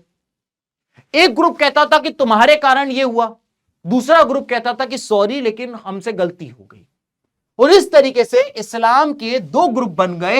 एक ग्रुप का नाम है दोस्तों, इस्लाम के 2 सेक्ट बने, एक का नाम है शिया और एक का नाम है सुन्नी। इंडिया और ज्यादातर जो कंट्रीज हैं वहां पे सुन्नी मुस्लिम्स हैं, लेकिन अगर आप ईरान चले जाएं या आप सीरिया चले जाएं तो वहां पे आपको शिया मुस्लिम्स भी देखने को मिलेंगे। तो शिया मुस्लिम्स एक फेस्टिवल सेलिब्रेट करते हैं जिसका नाम है मुहर्रम। शायद आपने कभी वो मुहर्रम का जुलूस भी देखा होगा। सुन्नी मुस्लिम्स मुहर्रम को उस तरीके से नहीं बनाते जिस तरीके से शिया मुस्लिम्स बनाते हैं। तो शिया मुस्लिम्स, क्योंकि उनको ऐसा लगता है कि हुसैन साहब शहीद हो गए थे, तो वो उसको, उनकी शहादत को याद में रखते हुए मुहर्रम को अलग तरीके से बनाते हैं। सुन्नी मुस्लिम जो होते हैं वो ज्यादातर रोजा रख के मुहर्रम को ऑब्जर्व करते हैं। दोनों मुहर्रम ऑब्जर्व करते हैं बिकॉज ऑफ इनका शहादत को ध्यान में रखते हुए। क्लियर हो गया। अब मुहर्रम फेस्टिवल मैंने आपको बता दिया इंडिया में किस तरीके का होता है, लेकिन जो भी शिया मुस्लिम वाले थे जब वो अपने साथ दूसरी कंट्रीज गए तो अपने फेस्टिवल मुहर्रम को भी अपने साथ लेकर गए। यहां पर एक एग्जांपल दिया गया है कि किस तरीके से ट्रिनिडैड, जो कि एक कैरिबियन कंट्री है, तो अगर आप ट्रिनिडेड चले जाएं तो उस कैरेबियन कंट्री में ये शिया मुस्लिम्स अपना मुहर्रम लेकर गए, लेकिन वहां मुहर्रम अलग तरीके से बनाया जाता है जिसका नाम है रायटस कार्निवल होजे।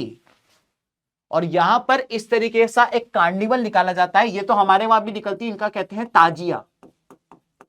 तो ताजिया तो ये लोग भी बनाते हैं, लेकिन यहां पे मातम नहीं बनाया जाता है, यहां पर इस तरीके से बैंड बाजे के साथ इस फेस्टिवल को सेलिब्रेट किया जाता है।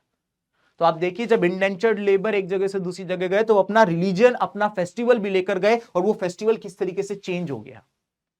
इसका एक और बेहतरीन एग्जांपल दिया गया है, किस तरीके से एक प्रोटेस्टेंट रिलीजन था रास्ताफेरियनिज्म। अब ये रास्ताफेरियनिज्म का मतलब क्या है, आइए इसको समझते हैं।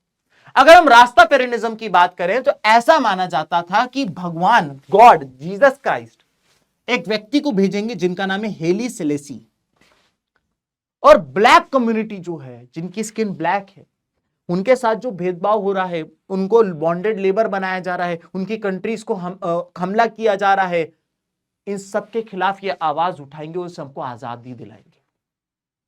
तो ये जो रास्ताफेरियनिज्म नाम का रिलीजन बनके तैयार हुआ, जो हेली सेलेसी का वेट कर रहे थे, इसका एक बहुत ही फेमस व्यक्ति है जिसका नाम है बॉब मार्ले। बॉब मार्ले एक सिंगर थे, इन्होंने कई सारे गाने गाए, जैसे नो वुमन नो क्राई या टू लिटिल बर्ड्स। तो इस तरीके के इन्होंने कई सारे गाने गाए जो इस रिलीजन को फॉलोवर करते थे। दो और फेमस लोगों के बारे में बताया गया। अगर आप स्टेट बोर्ड में हो तो यहां से आप लोगों को एमसीक्यू पूछा जाता है दोस्तों। एक अंकल है जिनका नाम है वीएस नाइपॉल, ये ब्रिटिश ट्रिनिडैडियन ब्रिटिश राइटर है, और इन्होंने एक किताब लिखी थी हाफ अ लाइफ। इसमें इन्होंने बताया था कि किस तरीके से एक ब्लैक कम्युनिटी का आदमी होता है, वो बेचारा आधी ही जिंदगी जी पाता है, वो कभी भी पूरी जिंदगी नहीं जी पाता है जो एक नॉर्मल जिंदगी एक नॉर्मल आदमी व्यतीत करता है। इसके अलावा बहुत पहले, अब तो आप लोग नहीं जानते होंगे इनको, इनका नाम है शिव नारायण चंद्र पॉल। ये वेस्ट इंडियन क्रिकेटर थे, बहुत ही अलग तरीके से बैट पकड़ा करते थे, ऐसे बैटिंग करते थे। नॉर्मल लोग ऐसे बैटिंग करते हैं, ये ऐसे बैट पकड़ते थे। तो ये भी एक इंडेंचर्ड लेबर के डिसेंडेंट हैं दोस्तों। इसके अलावा इंडियन एंटरप्रेन्योर अब्रॉड के बारे में बताया गया है।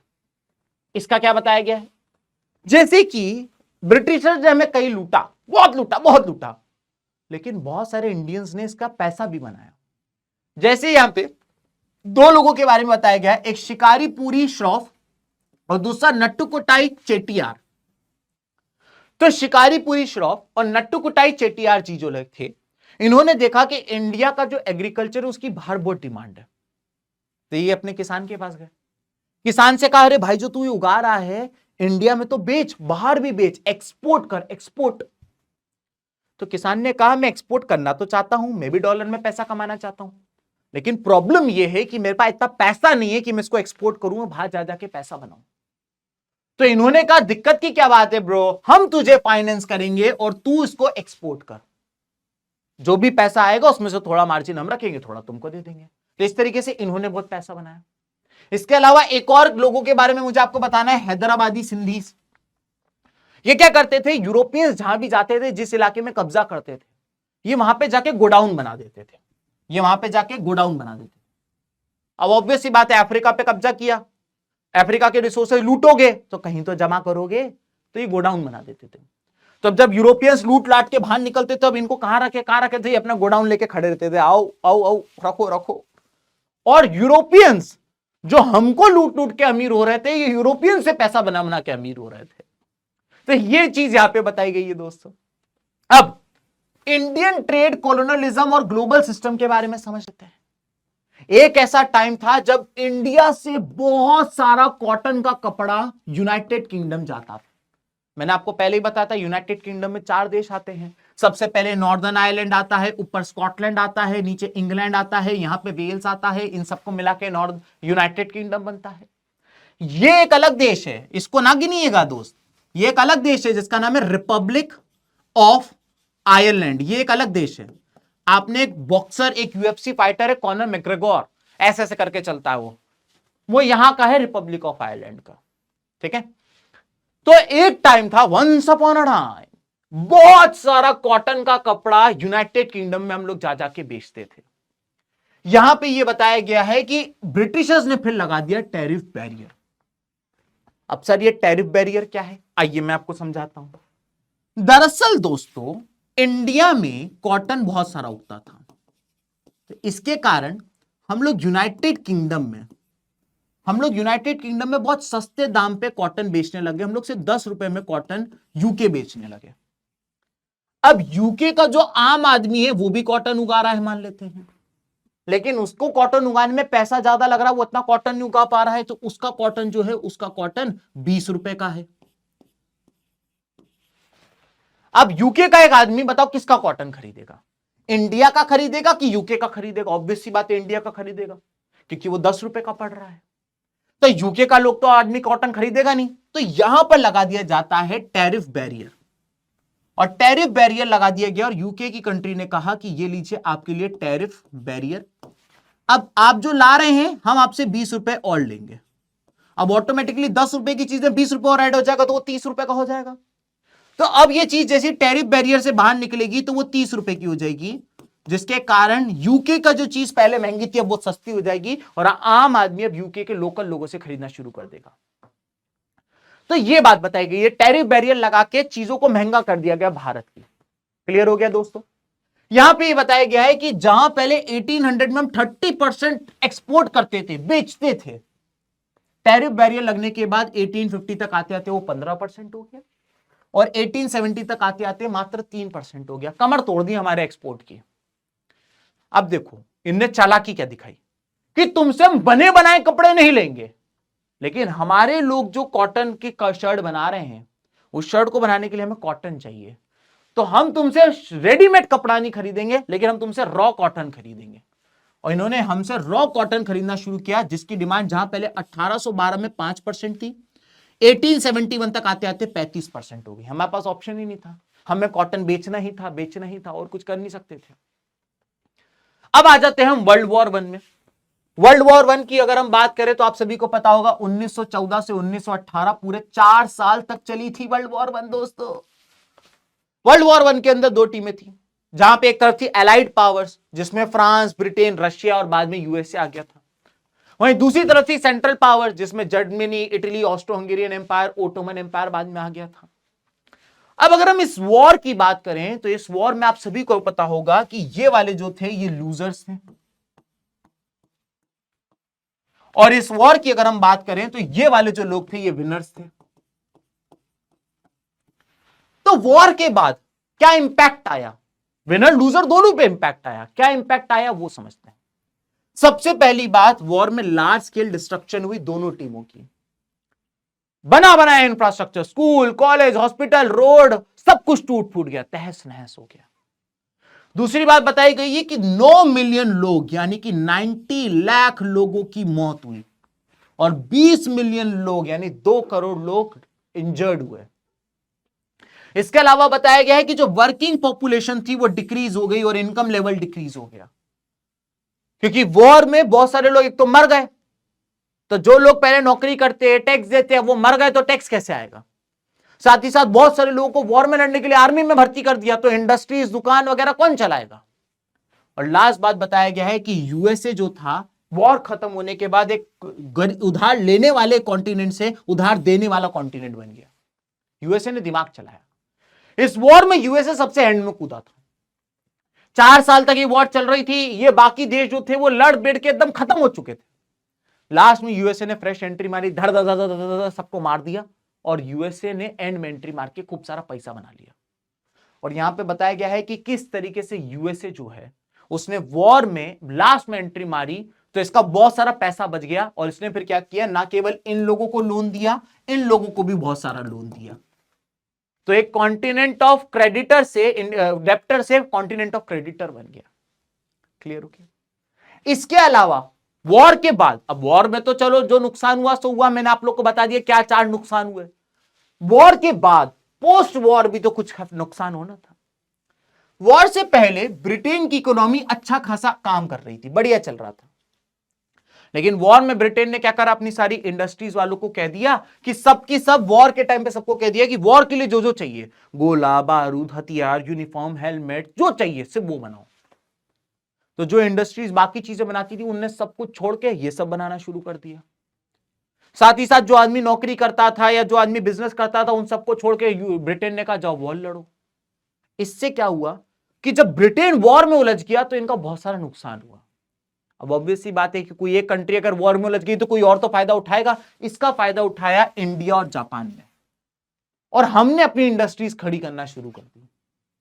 वॉर जैसे ही खत्म हुआ, ब्रिटेन ने कोशिश करी कि अब ये वापस से, जो इनकी पहले ये ऊपर हुआ करते थे और इंडिया जापान नीचे होते थे, इनने कोशिश करी वॉर के बाद ये वापस बराबर में आ सके, लेकिन यहां पे बताया गया है कि ये लोग फिर वापस से कंपीट कर ही नहीं पाए। अब वॉर से पहले वॉर के बाद क्या हुआ, दो चीजें और आपको समझनी है और आपका चैप्टर लगभग खत्म पर है दोस्तों। यहां पे बताया गया है कि वॉर से पहले, before the war, there was a high demand. किन किन चीजों की हाई डिमांड थी? यूनिफॉर्म, मशीन्स, आर्म्स, इन सब चीजों की हाई डिमांड थी।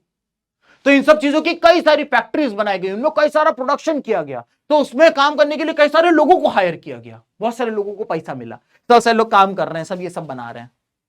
लेकिन जैसे ही वॉर खत्म हुआ दोस्तों, जैसे ही वॉर खत्म हुआ, इन सब चीजों की डिमांड कम हो गई।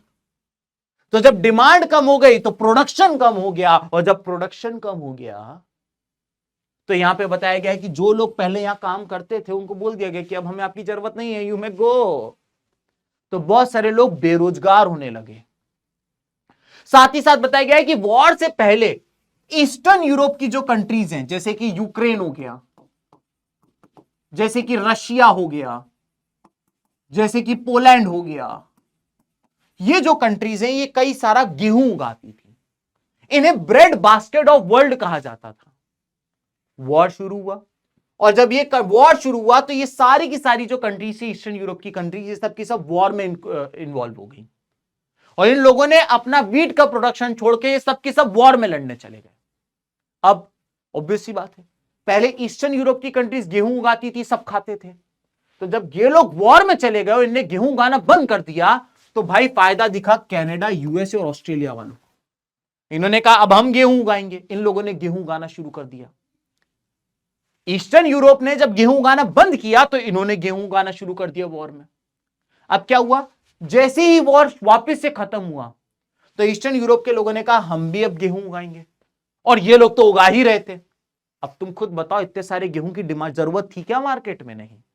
लेकिन अब ये भी गेहूं उगा रहे, वो भी गेहूं उगा रहे, सभी गेहूं उगाने लगे, जिससे गेहूं के प्राइसेस क्रैश कर गए। क्लियर हो गया यहां पे? इसके बाद आ जाता है राइस ऑफ मास प्रोडक्शन की तरफ हम लोग। मास प्रोडक्शन क्या होता है? जब आप चीजों को बड़े स्केल पे बनाते हो, बहुत बहुत सारी चीजें बनाते हो, हाई क्वांटिटी में बनाते हो, तो उसे मास प्रोडक्शन कहते हैं। यहां पे बताया गया है कि किस तरीके से हेनरी फोर्ड ने मास प्रोडक्शन की शुरुआत करी थी। पहले व्यक्ति थे इन्होंने मास प्रोडक्शन शुरू किया था। हेनरी फोर्ड फोर्ड मोटर्स के मालिक थे, फाउंडर थे, और इन्होंने सबसे पहली गाड़ी जो मास प्रोड्यूस करी थी उसका नाम था मॉडल टी कार। आपको ये यहां पर देखने को मिलेगी, कुछ इस तरीके की दिखती थी मॉडल टी कार। अब ये लोग मास प्रोड्यूस कैसे करते थे? फोर्ड मोटर्स ने कन्वेयर बेल्ट को बनाना शुरू कर दिया था। तो एक कन्वेयर बेल्ट होती थी, उसमें गाड़ी को रख दिया जाता था। अब गाड़ी अपने आप आगे बढ़ रही है, यहां पे एक आदमी खड़ा है, बेल्ट के उस तरफ, बेल्ट के इस तरफ एक आदमी खड़ा है। जैसी गाड़ी आती थी फटाफट वो एक स्क्रू लगा देते थे। गाड़ी आगे बढ़ी तो जो दो लोग होते थे वो स्क्रू को दोनों टाइट कर देते थे। गाड़ी और आगे बढ़ती थी, फिर वो स्क्रू को पेंट कर देते थे। तो आप एक ही जगह खड़े हो और आपको सिर्फ एक ही काम है, स्क्रू रखो, दूसरे का काम है टाइट करे, तीसरे काम में पेंट करे।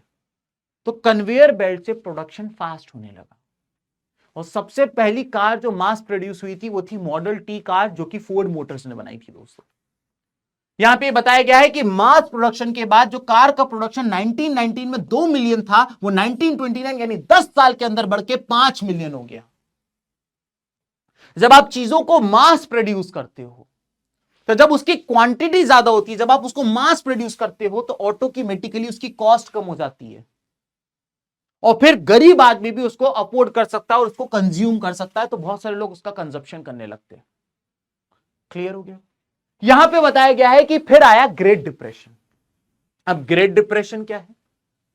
वर्ल्ड वॉर 1 से अभी दुनिया उभरी ही नहीं थी, सब लोग परेशान थे, बर्बादी हो रखी थी, स्कूल कॉलेजेस हॉस्पिटल वापस से बनाने पड़ रहे थे, पैसा नहीं था, लोग मर गए थे, लोगों की टांगे कट गई थी, बहुत बहुत नुकसान हो रखा था। ऐसे में क्या हुआ कि यूनाइटेड स्टेट्स ऑफ अमेरिका के जो बैंक थे, उन्होंने बहुत सारे लोगों को उधार बांट रखा था। उन लोगों को भी उधार बांट रखा था जो लोग कभी उधार वापस कर ही नहीं सकते थे, उनके पास इतना था ही नहीं कि वो उधार वापस कर दें। फिर क्या हुआ? तो ये हुआ कि जब यूएसए के बैंक उनके पास वापस मांगने गए पैसे दो, तो उन्होंने हाथ खड़े कर दिए, हमारे पास तो है ही नहीं। तो बैंक धमाधम करके क्रैश होने लगे।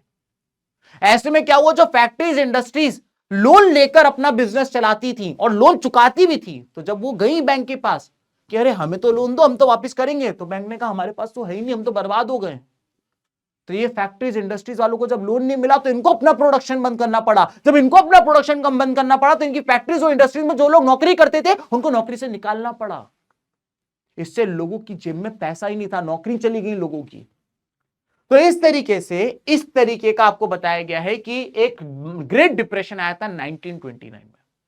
इसमें ना केवल प्रोडक्शन बंद हो गया, लोगों का एम्प्लॉयमेंट छिन गया, ट्रेड खत्म हो गया। ऑब्वियस सी बात है, पहले इंडिया का किसान बाहर अपना एग्रीकल्चर बेचता था, एक्सपोर्ट करता था, गोरे को देता था। अब गोरे की जेब में पैसा ही नहीं हो, कह रहा है बैंक डूब गया है, फैक्ट्री बंद हो गई है, कहां से खरीदे, हम नहीं ले पाएंगे तुम्हारा गेहूं चावल।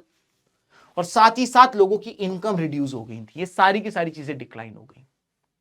जो मैंने आपको बताया what was the reason of great depression, वो सारे आपको यहां पे कोट करे हुए हैं। ठीक है, यहां पे बताया गया है कि what was the impact of great depression on India, America. तो पहला कि no new loans were by bank, bank वालों ने अब लोन देना मना कर दिया, नहीं दे पाएंगे, है ही नहीं, जिनको दिए थे उनने वापिस ही नहीं किए। इसके अलावा aggressive recovery of old loan, जिन लोगों ने देने से मना कर दिया, बैंक वाले फिर उनको जाके हुड़दंग करने लगे, धमकाने लगे, बांधने पिटने लगे। तो भाई करना तो पड़ेगा ना, बाय हुक और बाय क्रूक, ऐसे कैसे तुम पैसे लेके वापस नहीं करोगे। और तीसरी बात बिजनेस कोलैप्स, मैंने आपको बताई कि जो बड़े बड़े बिजनेसमैन लोन लेकर काम करते थे, अब बेचारे इनको भी लोन नहीं मिल रहा था, जबकि ये चुकाते थे वापस। तो कुछ लोगों की हरकतों के कारण जो लोग सही में लोन लेकर चुकाते थे उनको नहीं लोन मिल पा रहा था। क्लियर हो गया। इंडिया का ग्रेट डिप्रेशन पे क्या असर पड़ा, जैसा कि मैंने आपको बताया कि इंडिया का जो किसान था वो अपने फूड प्रोडक्ट्स को एक्सपोर्ट करता था बाहर वेस्टर्न कंट्रीज को। अब जब वेस्टर्न कंट्रीज के बाद पैसा ही नहीं होगा तो वो अपने फूड प्रोडक्ट लेना बंद कर देगा। साथ ही साथ इंपोर्ट और एक्सपोर्ट दोनों ही डिक्लाइन हो गए आधी की तरफ। कॉलोनियल गवर्नमेंट जो थी, जिसको ये बात समझनी चाहिए थी कि अब किसान पैसा बना ही नहीं पा रहा है तो वो टैक्स कहां से देगा, उसने टैक्स और बढ़ा के मांगना शुरू कर दिए। इतने बेवकूफ थे ये ब्रिटिशर्स।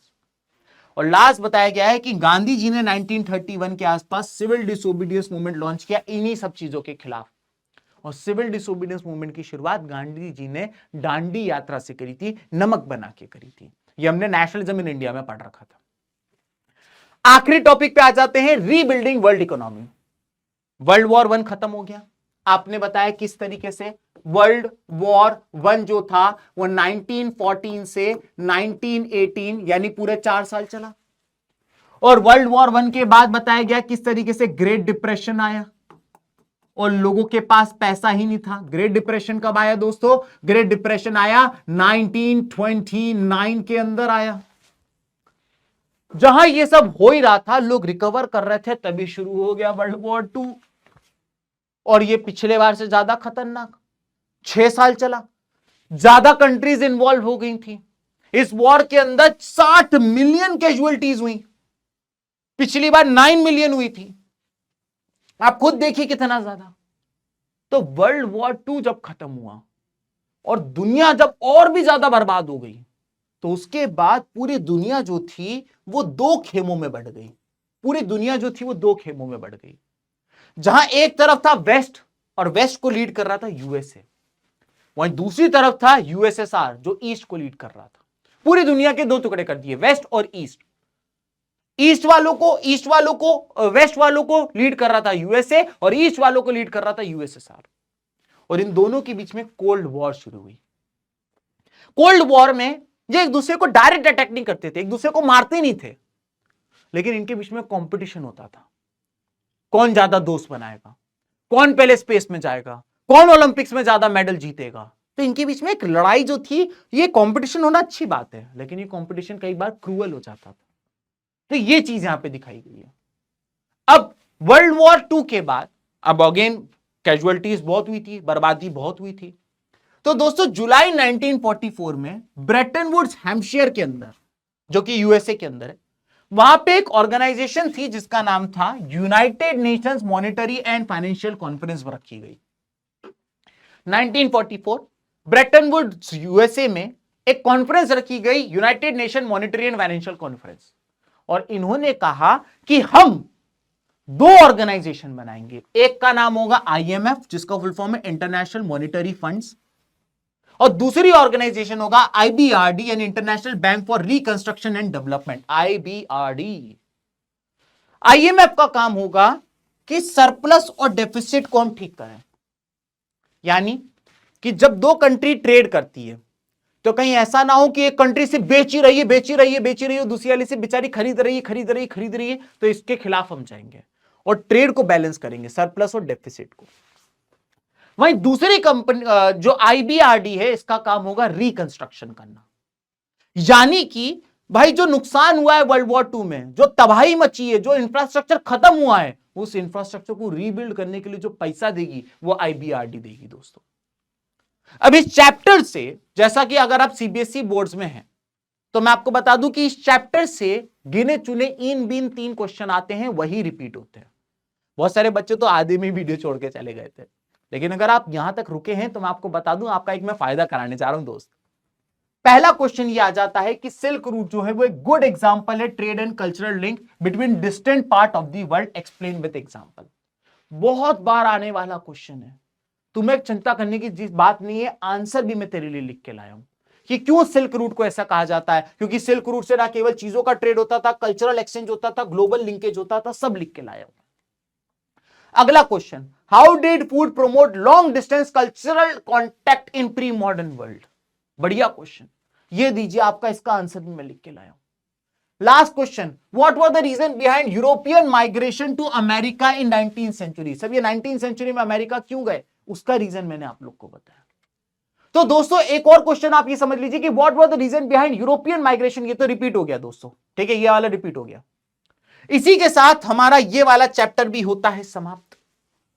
जैसा कि मैंने आपको वॉरियर में वादा किया था, 4 दिन का चैलेंज, इन 4 दिन के अंदर हिस्ट्री के 4 चैप्टर खत्म कर दूंगा। अगर आज आपने पहली बार ये लेक्चर देखा है तो मैं आपको बता दूं, वॉरियर में हमने डे 1 में rise of nationalism in Europe, day 2 में नेशनलिज्म इन इंडिया और डे 3 में print culture in the modern world पढ़ा था। आज डे 4 था। तो अगर आपने ये वीडियो यहां तक देख लिया है तो कांग्रेचुलेशन दोस्तों, तुमने डे 4 कंप्लीट कर दिया है। और कमेंट सेक्शन में लिख के जाना डे 4 कंप्लीटेड। मुझे जरूर बताना कि अगला लेक्चर तुम किसका देखना चाहते हो, क्योंकि हिस्ट्री तो हो गई है खत्म। अब इस तरीके से किसका गेम लगाना है, ज्योग्राफी, इकोनॉमिक्स या पॉलिटिकल साइंस। दोस्तों आज के लिए दोस्तों केवल इतना ही। अगर लेक्चर अच्छा लगा हो तो नीचे कमेंट सेक्शन के अंदर एक प्यारा सा कमेंट छोड़ के जरूर जाइएगा, क्योंकि आपका एक छोटा सा कमेंट मेरा दिन बना देता है। आज के लिए दोस्तों इतना ही, till next time, bye bye, take care.